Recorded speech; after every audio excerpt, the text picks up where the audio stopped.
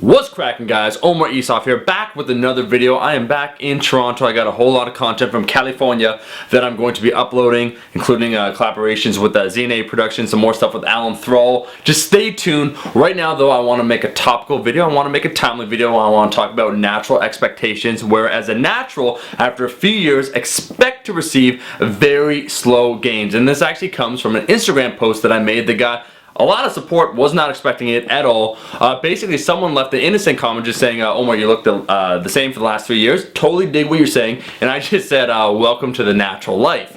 And then I further elaborated in that post that I made on Instagram, where I essentially said that when it comes to being natural after a certain period of time, it's not accepting your fate, it's not, being negative, it's not being a Debbie Downer, it's just the reality of the situation that every single year you train, you will build less and less muscle, and you will, go towards your genetic limit. And that's not necessarily a bad thing at all. It doesn't mean you're not going to train your ass off. At the end of the day, you should do this for yourself.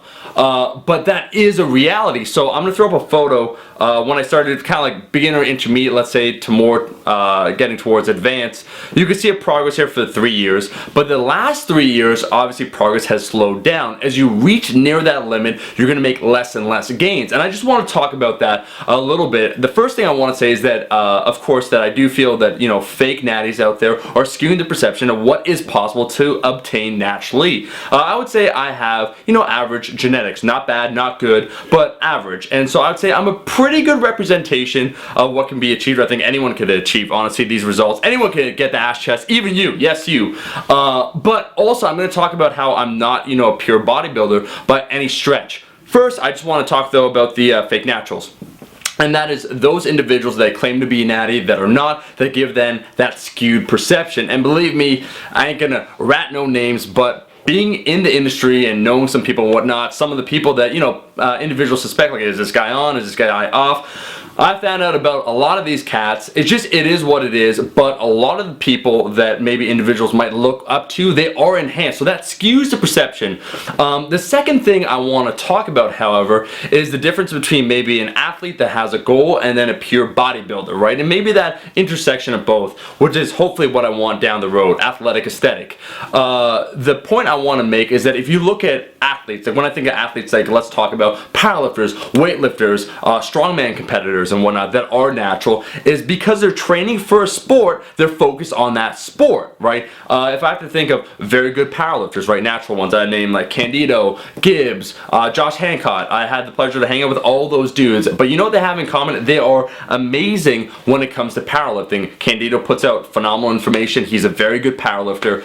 But if you look at their physiques, right, they don't have bodybuilder physiques. Why is that? Because they're focused on a sport. They want to become really, really strong. That is their sole goal. So they're going to try and become strong. You can't be kind of a jack of all trades, right? You have to sacrifice something. You only have so much time to train. So for a lot of these athletes, they sacrifice their physique because honestly, it's not important to them. They want to win medals. They want to set world records, and I could totally dig that. And so they sacrifice that. And that's why you don't see these individuals with these, bodybuilder style physiques. And that's why you'll see a lot of the best physiques when it comes to powerlifters and whatnot are those that do have a bodybuilding background. And I could kind of relate to that in that for myself, I am always more attracted to performance, right? Doing something with my body, like lifting more weight. It just feels damn good. So if I'm given the choice between the two, what am I going to focus on? Getting stronger or maybe more hypertrophy? I'm going to focus on getting stronger. And that has been what has happened over the last few years.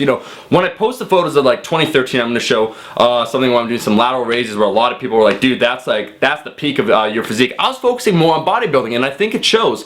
But that next year, I set all my strength records. Why? Because I focused on strength.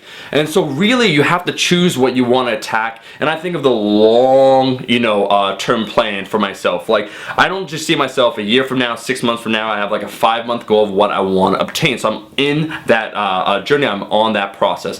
But for me, 2013, probably best aesthetics at that point, like leanest, most jacked and whatnot. 2014, I was at my strongest, however, because I was focusing on strength. That's when I hit my 500-pound squat. I was squatting 4 to 5 times a week. I put the most amount of size in 2014 on my lower body. I was lifting lower body 4 to 5 times a week. My deadlift went up 40 pounds to 585, had a 500-pound squat, so that went up 80 pounds, and my bench went up, I think, 10 or 15 pounds.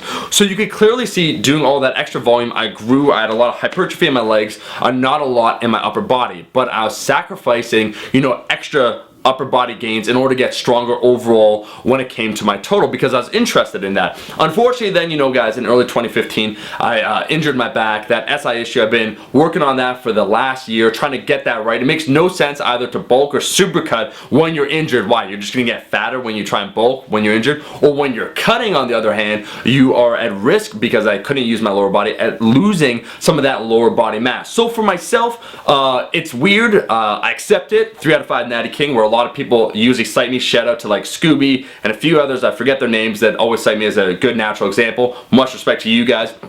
I do feel a responsibility to you guys to break it down though, that as a natural, first off, you can expect after a few years for your progress to really slow down. And at the end of the day, that's not a bad thing. If you do this for yourself, that's totally cool.